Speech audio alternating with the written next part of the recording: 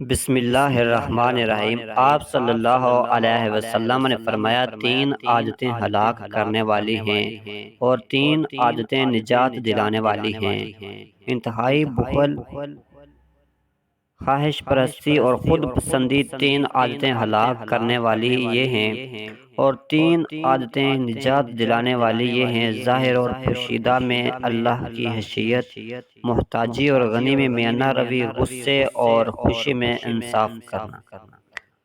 ابو عبیدہ حضرمی سے مروی ہے کہ ابو مالک اشعری رضی اللہ عنہ کی وفات کا وقت جب قریب آیا تو انہوں نے کہا، اے اشعریوں کی جماعت، تم میں موجود لوگ غیر موجود لوگوں تک یہ بات پہنچا دیں، میں نے رسول اللہ صلی اللہ علیہ وسلم سے سنا، فرما رہے تھے، دنیا کی مٹھاس آخرت کی کڑواہٹ ہے اور دنیا کی کڑواہٹ آخرت کی مٹھاس ہے۔